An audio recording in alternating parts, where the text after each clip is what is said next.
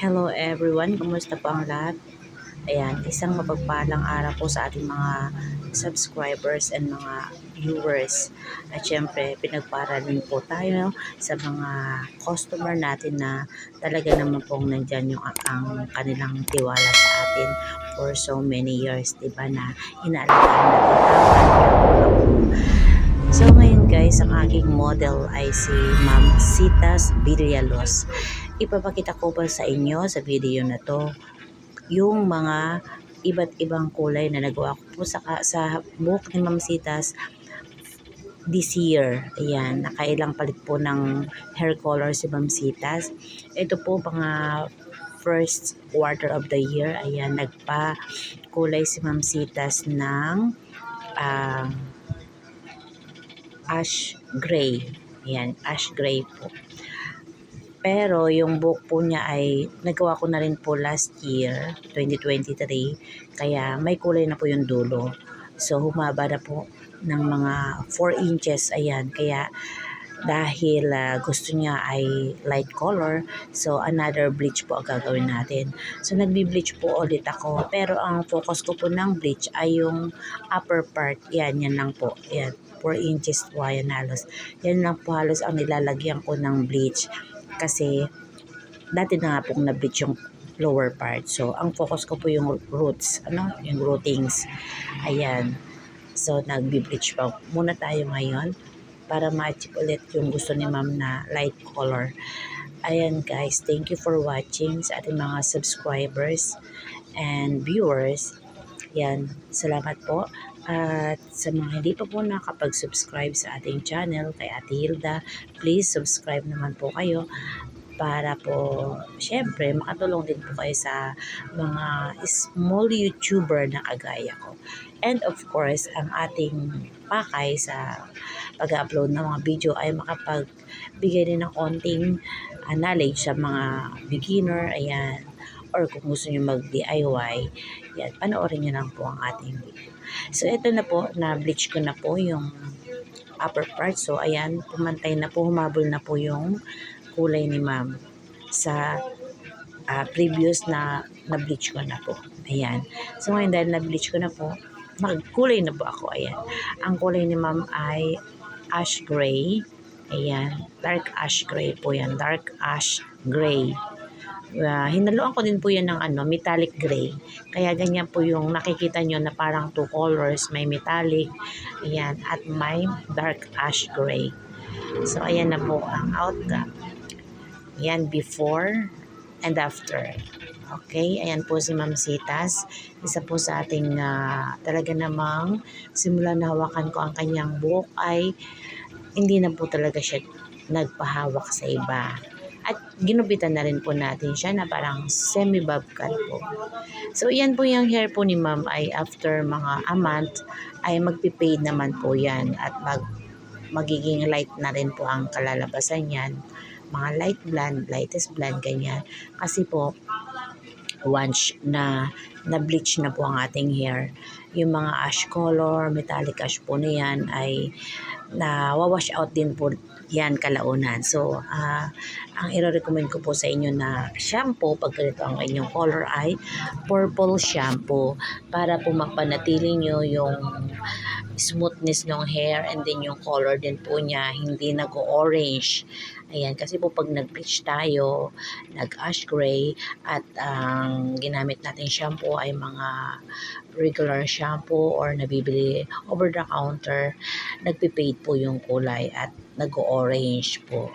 So, ayan na po ang ating color kay Ma'am Citas. Yan po yung first quarter. So, ito na po, humaba na po yung buhok ni ma'am. Yes, si Ma'am Citas naman po yan ulit.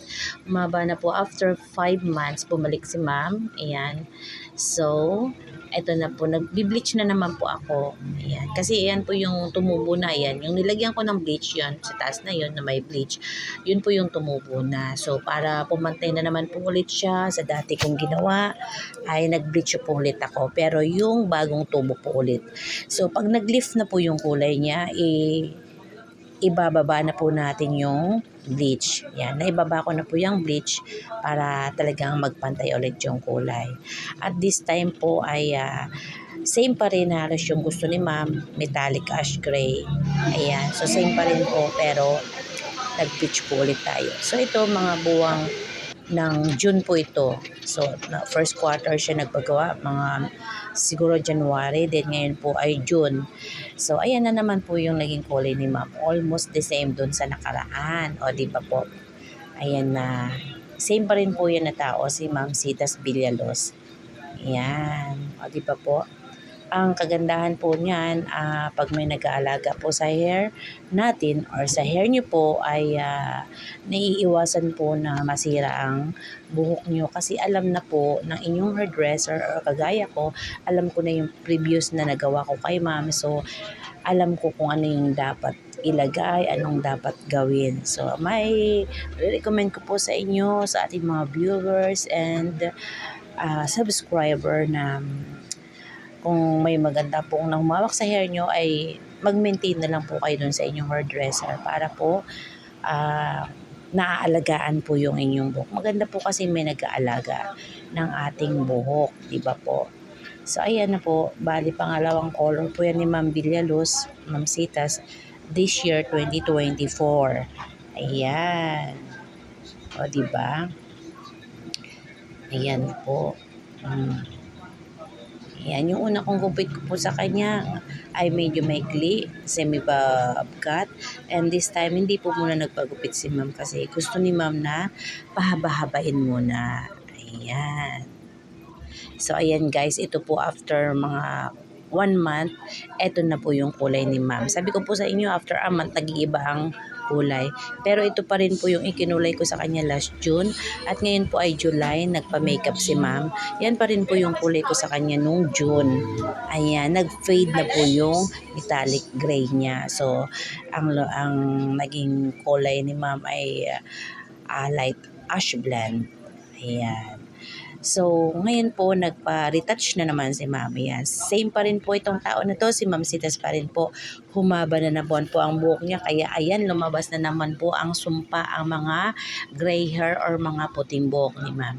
So, ito bali ang ginagawa ko kay ma'am, laging kulay para po kahit lumabas yung puti niya ay humahabol lang po sa ating ikinukulay.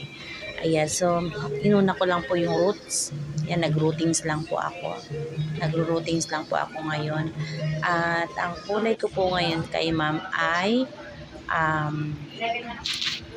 kulay ko ngayon ay milk ash tea. Ayan, milk ash tea po ngayon ang kulay ko kay ma'am. Kasi every 4 months ay bumabalik si ma'am para magpa-routings or kasi after 4 months or 5 months, may mga 4 inches, 5 inches na siya. So, lumabas na naman po ang mga puti niya. So, ngayon po, ang kinulay ko na naman kay Ma'am Citas ay milk ash tea. Yan. Yan po ang milk ash tea.